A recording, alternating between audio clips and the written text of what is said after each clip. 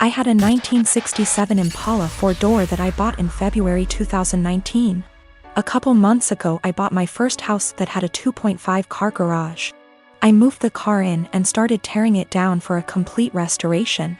I had the body in one bay and the chassis in another, plus the whole garage filled with parts. About 2 months ago my girlfriend came to live with me during this whole crisis and the whole time has hated that car. She wants to park in the garage, but I have 2 acres of land with a lot of nice places to park under shady trees or hell, even in the barn if it has to be inside. I tell her tough luck, it's my house and it's not like I can just throw it back together real quick. Anyways, I was out of town for a couple days on a business trip for the small local company I work for. When I got back, my girlfriend was all smiles. Making me food all the time, doing all the chores, all that. I thought maybe she just was happy to have me home, but then I realized that I didn't see her car in its usual spot. I asked her where she parked so I could make sure I mow that area and keep it clean, and she said not to worry because she parked in the garage. I asked how and she told me to go check it out. Turns out that while I was gone she hired some people to come over and move everything related to that car, including the drivetrain, body, and chassis and all parts, and take it to the local dump / scrapyard.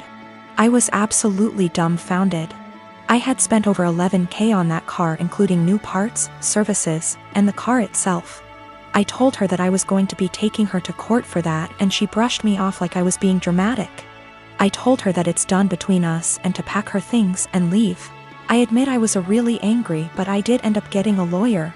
And as I have all the receipts for all that money spent and I have her on my house's security cam footage letting the guys in and watching them take it all, I think I can win. Her family and friends are absolutely blowing me up saying it's just a stupid old piece of junk, and that she cannot pay back all that money I spent, and that I should just let it go. But I have been putting all my time, effort, and money into that car for 1.5 years now, and god damn it if I am not going to get justice for what she did. I got a call from her mom about 20 minutes ago and she told me that I was ruining her daughter's life over a stupid car. I told her she ruined her own life. I've been gathering documentation and stuff and I'm about to head down to the police station and file a report, as suggested by Lots here. Went to the police station last night, was told to come back in the morning. Just got back and filed an official report against her for grand larceny and grand theft auto. I showed them all the receipts I had for the car and the footage of her letting the guys come and take it, as well as the title for the vehicle in my name. They said they will be in contact with all 3 parties, me, XGF, and junkyard guys, soon, and they will hopefully be able to recover some or all of the car. Just have to wait now. The junkyard guys apparently were in the middle of hiding it when the police came to ask them questions. It was on a forklift and they were gonna put it on top of a pile of cars that was hidden behind more piles of cars. They said it was theirs and they had the title, but obviously didn't have the title for it, and since they matched the VIN on the chassis and body to the VIN on my title, it was obviously mine. I know at least one person there has been arrested. I think he was in the camera footage I talked about earlier, but if it was the boss or whomever or even his specific charge. They also told me they would be looking into this specific junkyard for any other vehicles reported stolen. They said they haven't been able to get in contact with my ex just yet, but they're working on it. I'm just so glad they found my car. Luckily, I made quite an album of pictures detailing me tearing down the car, and so I can use that to prove what parts they had were mine, so I can hopefully get most or all of it back. Police haven't let me take it back home yet, as they say it is evidence or something, so hopefully I can get it back eventually. Thank you all so much for the support and advice. My sister is 30, I am 22. 10 years ago, my sister had a miscarriage. Obviously, it was devastating for her and the whole family, and it took her a couple of years to fully heal from it. We're still not 100% sure why it happened, but it was a one-off, and she's since had 3 very healthy, beautiful children, including a set of twins. So here's the thing. My sister and I don't really get on. She resented me as a kid because she had to share mom's attention and because she thought mom left her dad to be with mine. Never really grew out of that resentment, and she was pretty much my biggest bully throughout childhood and my teenage years. One thing she absolutely cannot stand is when mom and I do things without her, or when mom pays more attention to me than to her. When this happens, she calls mom and says she's feeling really upset about the miscarriage, and without fail mom goes running. This includes a trip to Paris I took mom on for her birthday earlier this year, which she cut short because sister said she needed her. Also includes when I had a manic episode so bad I was hospitalized and sister managed to need mom every time she was planning to visit me, and so she never did. Note: these times when mom is spending more time with me than her are the only times sister brings up what happened, and certainly the only times she still gets so upset about it. So recently I was sick. Like, don't leave the bathroom for days, can only keep water down sick. Didn't manage to get the doctor, but I think it was norovirus. It lasted about a week. Mom was popping in daily on her way home from work to check on me and stuff. On the last day of being seriously unwell, when I felt I could eat again, mom offered to make me some soup while she was there, which I accepted.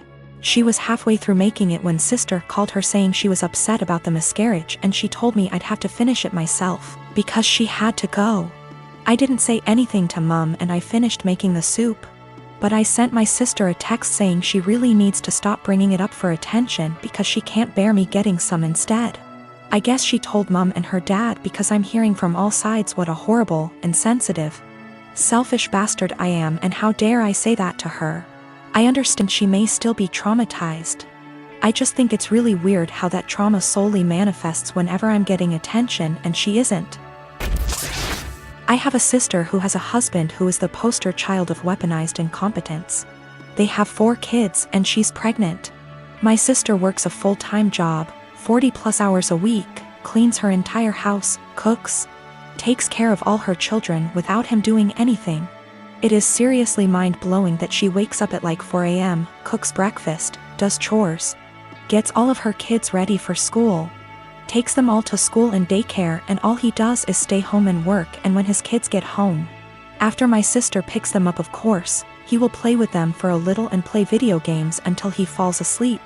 She actually makes more than him. My fiancé and I had to stay with them for 6 weeks while our home was being renovated, and since we both WFH, we helped her, and it is amazing how much happier she is when she has help. I helped with the kids, and my fiancé even drove her to doctor's appointments. Her husband literally only acknowledges he is a parent when his family is around, then he is a God-fearing, hard-working father of 5. He is the one that wanted more kids. She wanted to stop after her last baby, but he needed more boys. I am seriously concerned not only for her, but her kids as well, because now her oldest is seeing what's happening and trying to help, but my sister is prideful and refuses to let her child do anything. Me and this man have never gotten along. He's been acting like this since their 8-year-old was born. I've tried talking to her about leaving, but she doesn't want her kids to grow up in a broken home. And unfortunately her experience with our parents' divorce was completely different than mine, so she doesn't understand that a divorce would benefit her kids here because she thinks they need their mom and dad together. Cut to this past weekend, her and her husband threw a pre-Thanksgiving potluck where our entire family plus his was there. I stayed with my sister a few days before because I knew he wouldn't help. So we're at dinner all talking, and I mention we are trying for a baby, and my brother-in-law makes an offhanded comment to him about how hard fatherhood is. And I snapped and said, like you would know. He looked taken aback and asked me what I meant, and I unloaded on him, calling him a pathetic excuse for a man who makes my 8 months pregnant sister do everything for their family. I went off for a solid 10 minutes and he sat there shrinking in his seat. I left.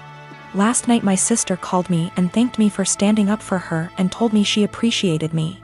Although today I got a very nasty text from him telling me I'm a terrible person, and because I lied in front of his family, his mom is angry at him and is moving in with them to help her out, and I've made him the laughingstock of his family. He certainly thinks so.